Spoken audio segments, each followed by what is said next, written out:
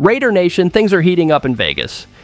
The defense needs to reinvent itself. Patrick Graham just dropped a raw, emotional message, and a former GM made a flat-out ridiculous trade proposal involving the most untouchable name on this roster. And with everything that's been happening, it feels like a warning sign. To top it off, there's a major rumor out of Dallas with the Cowboys targeting one of the Raiders' starters, plus a fiery preview for the Titans matchup with a huge absence just confirmed for Vegas. Stick around till the end. That last one's going to hit hard. Before we dive into all of it, real quick, make sure you're subscribed to the channel. It's free, it helps a ton, and it keeps this Raider Nation conversation alive. Drop a like too, so YouTube spreads this out to more silver and black fans across the country. And hit the comments. This space belongs to all of us who live and breathe the Raider Nation. Let's be real. The Raiders' defense is stretched thin. You can feel Patrick Graham trying to make something out of nothing. The unit's been hanging on, but coverage breakdowns in the secondary are costing them games. That loss to the Colts made it obvious. Without their top corner, the back end looked lost. It's a problem that's been around for years, and fans know it. Draft after draft, Vegas keeps trying to fix that position, but the difference maker still hasn't arrived. And at this point in the season, outside help isn't coming. The only option is to make it work with what they've got. Right now, it's all about creating steady pressure. If the pass rush doesn't hit home, the secondary stays exposed. And honestly, that's the kind of adjustment that separates playoff teams from the ones that fall apart by October. Graham knows it. He's said over and over that the scheme has to be smart enough to hide the flaws and keep the group intact. The problem is when the offense can't stay on the field, the defense wears down, and no one can hold up under that. This week, Graham talked about his mindset in building a game plan, and he broke it down perfectly. It all depends on the coverage. When you're playing man, defenders have their backs to the QB, and if that guy breaks loose, you're toast. That's why he stresses mixing up zones and using spies when needed. Keep eyes on the quarterback, react fast when plays break down. What's interesting is how clearly Graham understands what he's working with. He knows not every play can be a hero moment. Sometimes discipline wins. Force the opponent into mistakes. Trust that someone will step up and make the big play. The issue isn't talent, it's execution. Against mobile QBs, they struggle. Against balanced offenses, they struggle more. And when the Raiders' offense sputters, it drags everyone down mentally. If there's one guy who deserves credit, it's Graham. He's trying everything, switching coverages, dialing up creative blitzes, and still the group's at its limit. This isn't just about talent anymore, it's about identity. The Raiders have to decide who they are, and if they don't do it soon, it might be too late. Drop your thoughts below, and stay tuned because the next one has Patrick Graham's most heated rant yet. Patrick Graham finally snapped, and honestly, you can't blame him. The Raiders' defensive coordinator went off before the Titans matchup, and this wasn't coach speak. It was frustration, pure and simple. He said straight up, "I'm tired of talking about what we need to do. Just make it happen." When a coach says that, you know the tension in the locker room is real, and to be fair, he's right. The defense has flashes, but the lack of takeaways and consistency is killing this team. The number says it all. -6 in turnover differential, second worst in the league. And through it all, Graham's been the survivor. 3 head coaches, constant staff turnover, and he's still standing. But every week feels like another test of patience. The offense keeps giving the ball away, the defense wears out, and the outcome's predictable. You can tell he wants more aggression, more identity, less talk. He even said he's sick of hearing the word almost.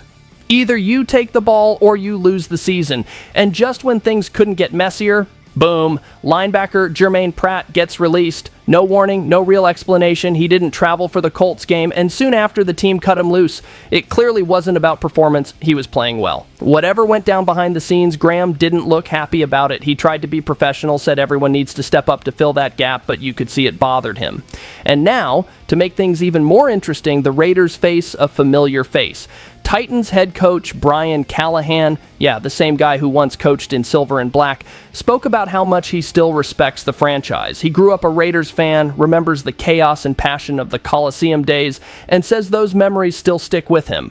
Translation, he's coming in with something to prove. Between Graham's fury and this emotional reunion, the energy around this matchup is heavy.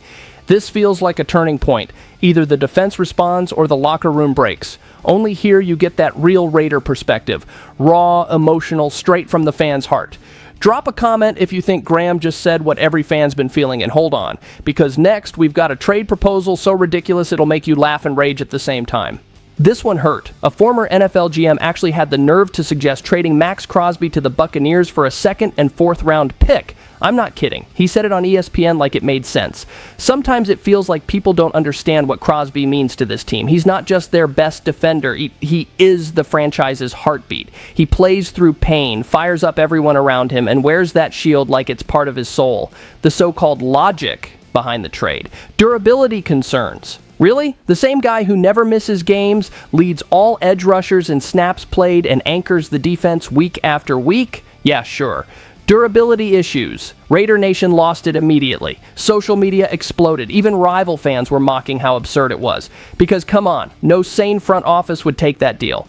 Trading Crosby for mid-round picks? That's not rebuilding, that's giving up. To be real with you, I get the frustration. The team's won 4, emotions are high, and people start throwing wild ideas around. But trading the face of your franchise, that's not it. When you've got a player who sets the tone for your culture, you don't move him. You build around him.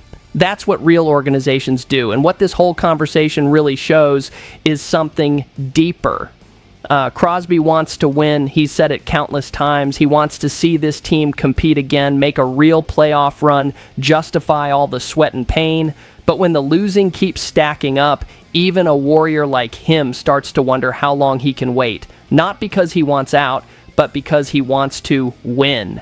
That's what scares fans the most. But let's be crystal clear. The Raiders are not trading Max Crosby. Not now, not ever.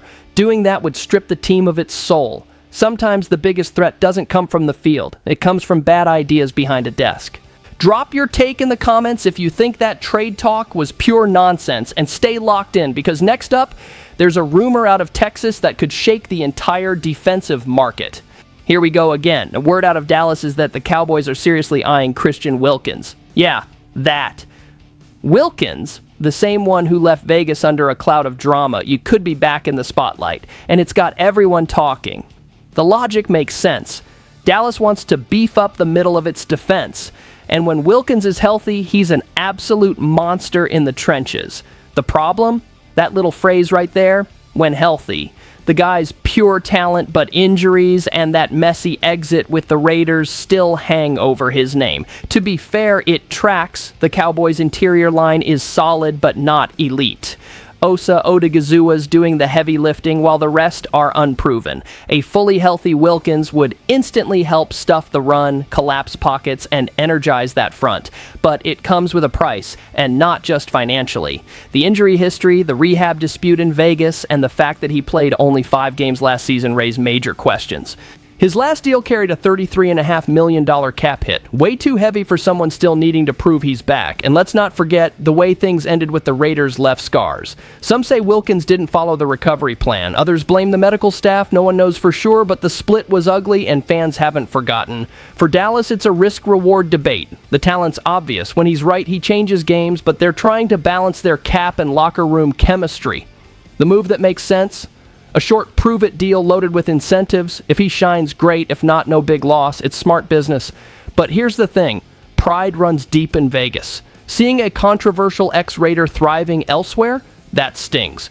Raider Nation never forgets, especially when someone walks out under bad terms. So if Wilkins really signs with Dallas and balls out, you better believe the conversations in Vegas will get heated.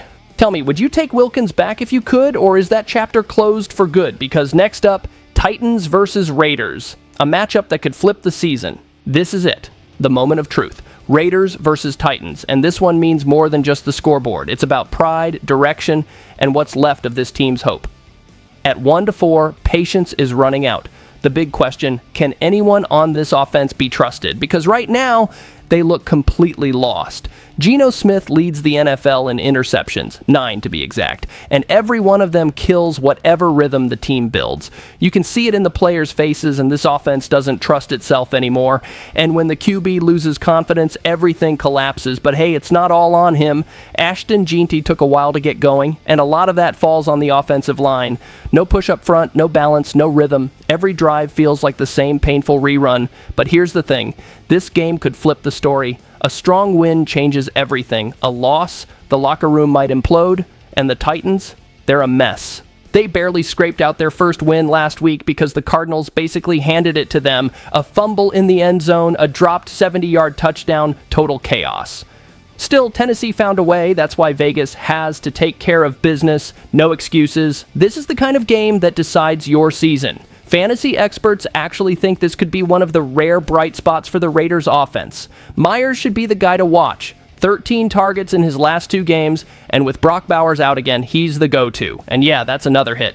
Bowers is sidelined with that knee injury again, and Pete Carroll already hinted he's not close to returning. Without him, the offense loses one of its best safety valves. So here it is. If Geno protects the ball and the run game clicks early, the Raiders win. But if the same mistakes show up again, this season's done. Only here you get that fan take that feels real. Now, because Sunday could be the game that decides whether this locker room still believes, or collapses completely. Drop your predictions below. Is this the turning point or the last gasp? And don't go anywhere. The final message is for every member of Raider Nation. After everything, you can feel the weight of the moment. The defense is fighting to survive. Graham's demanding answers. Crosby's carrying this team, and the offense is out of time. This group still has heart, but it's on the edge. This is the stretch that separates the ones who wear the shield with pride from the ones just playing for a paycheck. Drop your thoughts. This space belongs to everyone who lives the Raider Nation. Because one thing's for sure, every time we think we've seen it all, this team finds a new way to shock us. Just win, baby.